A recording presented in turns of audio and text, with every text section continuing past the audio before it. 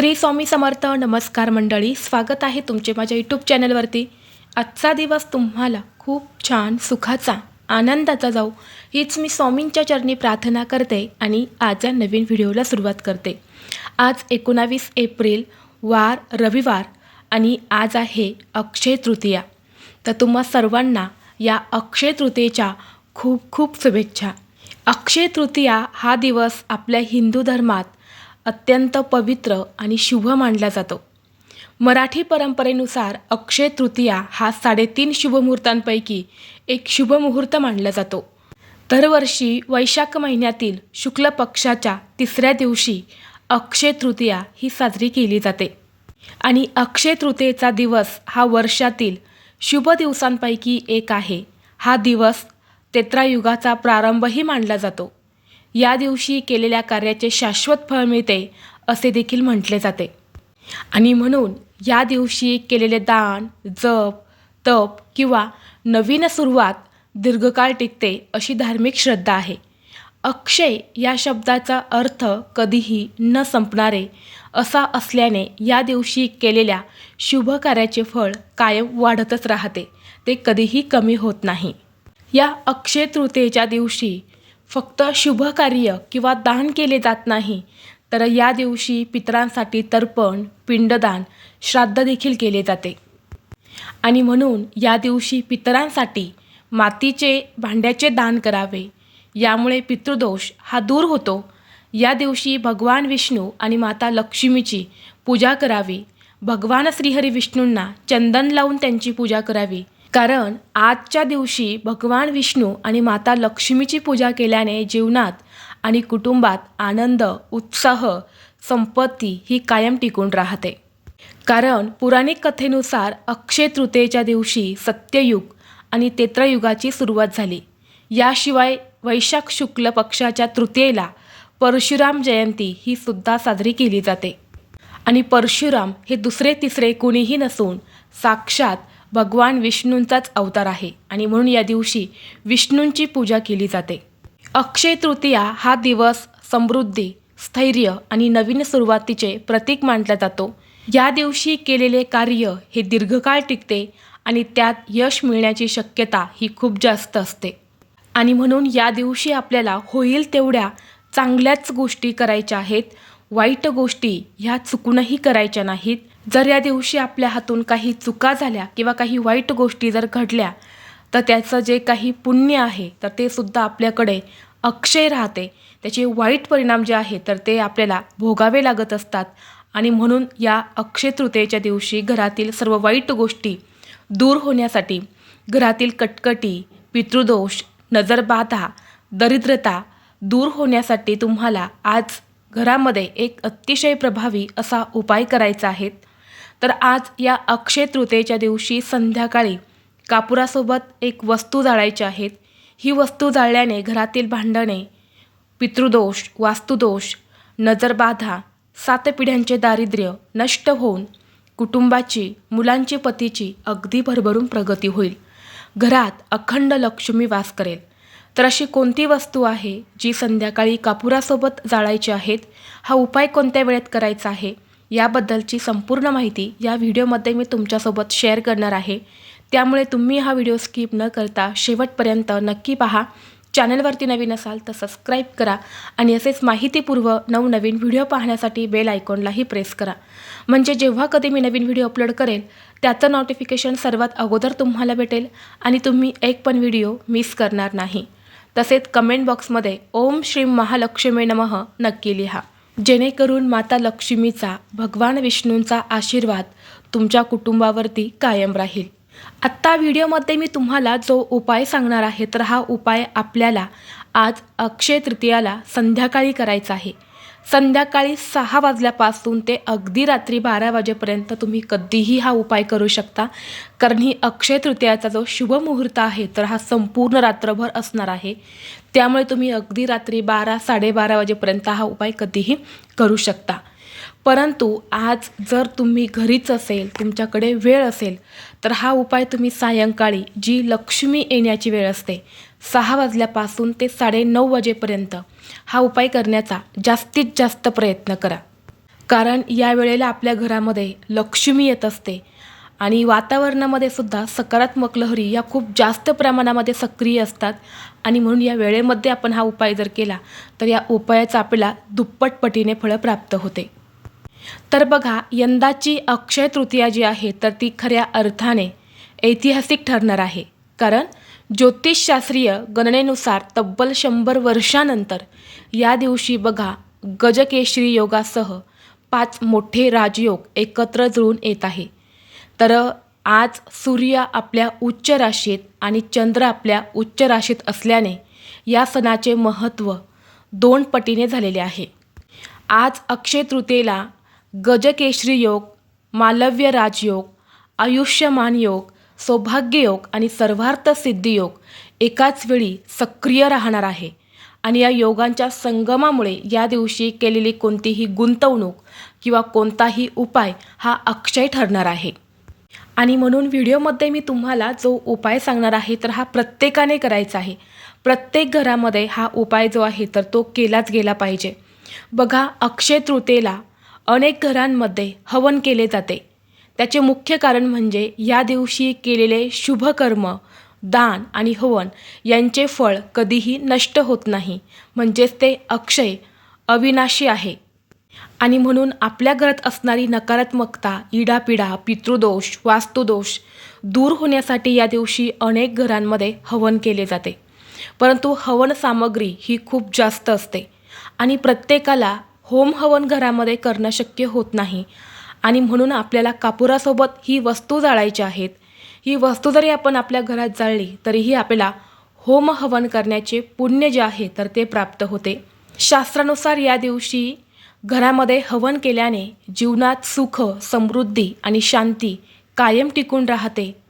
आणि या अक्षय तृतीयेला विशेष पितरांच्या उद्देशाने हवन आणि तर्पण केले जाते. यामुळे पितृदोष हा दूर होतो आणि पूर्वजांचा आशीर्वाद हा मिळत असतो. पितरांना मोक्ष प्राप्त होतो. तसेच हे हवन केल्याने घरातील नकारात्मक ऊर्जा नष्ट होऊन पवित्रता येते. आणि म्हणून अक्षय तृतीयेच्या दिवशी हवन करणे अधिक फलदायी मानले गेले आहे. आणि म्हणून प्रत्येकाने हा उपाय जो आहे तर तो आपल्या घरामध्ये आवर्जून करावा. या दिवशी कापुरासोबत काही वस्तू जाळल्याने घरातील नकारात्मक ऊर्जा ही दूर होते आणि सकारात्मक ऊर्जा ही आकर्षित होते. आणि विशेष तिथीवरती आपण या कापुरासंबंधित काही प्रभावी उपाय केले तर ते खूप जास्त प्रभावी ठरत असतात. आपल्या घरामध्ये आज हा उपाय केल्याने घरातील वादविवाद थांबून आनंदाचे वातावरण निर्माण होईल. जर तुमच्याही घरामध्ये सतत भांडणे होत असेल, कटकटी होत असेल, नवरा बायकोंची भांडणं होत असेल, आई मुलांची भांडणं होत असेल, कुटुंबामध्ये इतर सदस्य आहे ज्यांच्यामध्ये सतत भांडणे होत असतील, किंवा तुमच्या घरामध्ये पितृदोष आहे, पितृदोषामुळे तुमच्या घरामध्ये अनेक समस्या येत असतील तर हा उपाय तुम्ही आवर्जून करा. तसेच हा उपाय इतका प्रभावी मानला जातो की हा उपाय आज आपल्या घरात केल्याने बाहेरील नकारात्मक ऊर्जा किंवा नकारात्मक शक्ती ही आपल्या घरामध्ये प्रवेश करत नाही. याशिवाय वाईट नजरेपासून आपल्या कुटुंबाचं संरक्षण होते. जर तुमच्या घरात लहान मुलं असतील, सतत हट्टीपणा करत असेल, चिडचिड करत असेल किंवा तुमच्या मुलांना वारंवार नजरदोष लागत असेल, यामुळे मुलांची प्रगती होत नाही, मुलं सतत आजारी पडतात, तर तुम्ही हा उपाय घरामध्ये आज अक्षय तृतीयेला नक्की करा. जेणेकरून आपल्या घरात असणारे सर्व दोष जे आहेत तर ते दूर होतील. ज्या घरामध्ये आज हा उपाय केला जाईल त्या घरातील पैशांच्या सर्व अडचणी ह्या दूर होतील. त्या घरातील प्रत्येक व्यक्तीला सर्व कामांमध्ये यश मिळेल, उद्योग व्यवसायामध्ये वृद्धी होईल आणि घरात सुख, शांती, समृद्धी ही कायम टिकून राहील. आता उपाय करण्यासाठी तुम्हाला सर्वप्रथम तुमच्या देवघरामध्ये एक दिवा लावून घ्यायचा आहे. कारण दिवा हा या उपायाचा साक्षीदार असतो. आपण उपस्थित असलेला साक्षीदार असतो आणि म्हणून आपण जे काही उपाय करतो किंवा जी काही सेवा करतो तर ती देवांपर्यंत पोहोचवण्याचं काम दिवा करत असतो. म्हणून सर्वप्रथम देवघरामध्ये दिवा लावून घ्या. धूप, दीप, अगरबत्ती लावायची आहे. माता लक्ष्मी, भगवान विष्णूंची पूजा करून घ्यायची आहे. यानंतर आपल्या घराचा मुख्य दरवाजा हा उघडा करून ठेवा, खिडक्या उघड्या करून ठेवा आणि यानंतर या उपायाला सुरुवात करा. उपाय करण्यासाठी तुम्हाला एक कापूर जाळण्याचं भांडं घ्यायचं आहे किंवा एखादी मातीची पणती घेतली तर अतिशय उत्तम. या दिवशी मातीच्या भांड्याचं धार्मिक महत्त्व हे खूप जास्त आहे. सर्वप्रथम या भांड्यामध्ये तुम्हाला थोडेसे तांदूळ ठेवायचे आहेत. तांदूळ घेताना अखंड घ्या. बघा, या दिवशी अखंड वस्तूंना खूप जास्त महत्त्व आहे. तुटलेले फुटलेले तांदूळ घेऊ नका. थोडेसे अखंड तांदूळ घ्यायचे आहेत, त्या भांड्यामध्ये तुम्हाला ठेवायचे आहेत आणि त्या तांदळावरती आपल्याला 3 भीमसेनी कापूर वड्या ठेवायच्या आहेत. हा भीमसेनी कापूर तुम्हाला सर्वप्रथम तुपामध्ये भिजवून घ्यायचा आहेत आणि यानंतर भिजवलेल्या कापूर वड्या तुम्हाला त्या कापुराच्या भांड्यामध्ये म्हणजेच तांदळावरती ठेवायच्या आहे. यानंतर या कापुरासोबतच आपल्याला 3 अखंड फुलाच्या लवंगा ठेवायच्या आहेत. ज्या लवंगांना फूल आहे अशाच अखंड लवंगा घ्यायच्या आहेत. फूल नसलेल्या लवंगा घेऊ नका. यासोबतच आपल्याला 3 हिरवी वेलची घ्यायची आहेत. तीसुद्धा तुम्हाला त्या कापुरासोबत त्या भांड्यामध्ये ठेवायची आहे. यानंतर आपल्या उजव्या हातामध्ये थोडेसे काळे तीळ घ्यायचे आहेत. या दिवशी काळ्या तिळाचं सुद्धा खूप मोठं धार्मिक महत्त्व आहे, म्हणून थोडेसे काळे तीळ हातात घ्यायचे आहेत आणि हे तीळ आपल्या घरातील प्रत्येक व्यक्तीवरून तुम्हाला डोक्यापासून ते खाली पायापर्यंत 7 वेळा उतरवून घ्यायचे आहेत. एकच चिमूटभर काळे तीळ घ्या आणि ते सर्वांवरून तुम्हाला उतरवून घ्यायचे आहेत. वेगवेगळे घेण्याची गरज नाही. यानंतर आपल्या मुख्य दरवाजावरून सुद्धा हे काळे तीळ उतरवून घ्यायचे आहेत आणि हे सुद्धा तुम्हाला त्या कापुरासोबत त्या भांड्यामध्ये टाकायचे आहेत. जर तुमच्याकडे काळे तीळ नसेल तर तुम्ही काळी मोहरीसुद्धा घेऊ शकता किंवा पिवळी मोहरी घेतली तरीही चालेल. यानंतर एक तमालपत्र घ्यायचं आहे, ज्याला तेजपत्ता असे म्हटले जाते. आपल्या स्वयंपाकघरामध्ये आपण हे तमालपत्र जे आहे तर ते वापरत असतो. या तमालपत्राच्या देठामध्ये माता लक्ष्मीचा वास असतो आणि म्हणून अनेक तांत्रिक क्रियांमध्ये किंवा पूजेमध्ये सुद्धा या तमालपत्राचा उपयोग केला जातो. तर एक चांगलं तमालपत्र घ्यायचं आहे आणि त्या तमालपत्रावरती लाल पेनाने आपली इच्छा लिहायची आहेत किंवा लाल कुंकवाचा गंध तयार करा आणि त्यावरती तुमची इच्छा लिहायची आहेत. इच्छा तुम्ही धनप्राप्ती, लक्ष्मीप्राप्ती, मुलांची प्रगती, पतीची इच्छा, तुमची इच्छा, नोकरी प्राप्ती, जी काही इच्छा आहे तर ती इच्छा तुम्हाला भगवान विष्णू, माता लक्ष्मीचं नामस्मरण करायचं आहे आणि ती इच्छा ती पानावरती लिहायची आहे. यानंतर काय करायचा, हा जो कापूर आहे तर हा तुम्हाला प्रज्वलित करायचा आहे. कापूर प्रज्वलित केल्यानंतर हे इच्छा लिहिलेलं जे तमालपत्र आहे तर ते आपल्या हातात घ्यायचं आहे आणि तुमची इच्छा व्यक्त करत करत ते तुम्हाला जाळायचं आहे. जेव्हा आपण हे तमालपत्र कापुरासोबत आपल्या घरात जाळतो तेव्हा त्या तमालपत्राच्या वासाने आपल्या घराकडे लक्ष्मी आकर्षित होते आणि जेव्हा आपण कापुरासोबत ह्या वस्तू जाळतो तेव्हा घरातील नकारात्मक ऊर्जा, इडापिडा जी आहे तर ती दूर होते. आता हा कापूर प्रज्वलित केल्यानंतर तुमचं तमालपत्र जाळून झालं की ते भांडं तुमच्या देवघरासमोरून उचलायचं आहे आणि त्याचा धूर हा संपूर्ण तुमच्या वास्तूमध्ये, तुमच्या घरामध्ये फिरवायचा आहे. प्रत्येक कोपऱ्यामध्ये तुम्हाला हा धूर फिरवायचा आहे. फक्त बाथरूममध्ये हा धूर फिरवायचा नाही, याची विशेष तुम्हाला काळजी घ्यायची आहे. यानंतर हे भांडं तुम्हाला तुमच्या मुख्य प्रवेशद्वारावरती घेऊन जायचं आहे आणि तिथे उंबरठ्यावरती मधोमध थोड्या वेळासाठी ठेवायचं आहे आणि त्यानंतर पुन्हा तिथून उचलून आपल्या देवघरासमोर आणायचं आहे. आता जो व्यक्ती हा उपाय करणार आहे त्या व्यक्तीने उपाय संपेपर्यंत कोणाशीही बोलायचं नाही. फक्त ओम श्री महालक्ष्मी नमः किंवा श्री स्वामी समर्थ, श्री स्वामी समर्थ या मंत्राचा जप करायचा आहे. मनामध्ये तुम्हाला एक सकारात्मक भाव, पॉझिटिव्हिटी ठेवायची आहेत.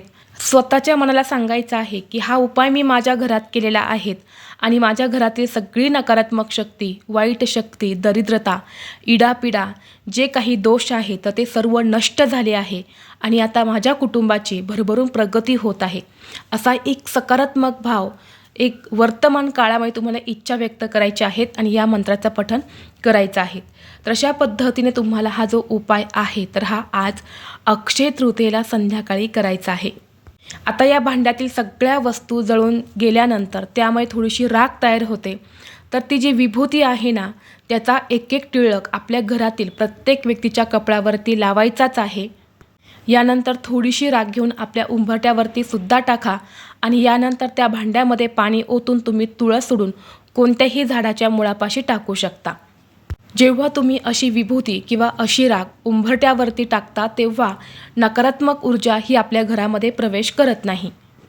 आणि जर या दिवशी तुम्हाला जर घरामध्ये यज्ञ करता येत असेल, होम हवन करता येत असेल तर तुम्ही तेच करण्याचा प्रयत्न करा. ते जर नाही शक्य झालं तर मग तुम्ही हा उपाय तुमच्या घरामध्ये करायचा आहे.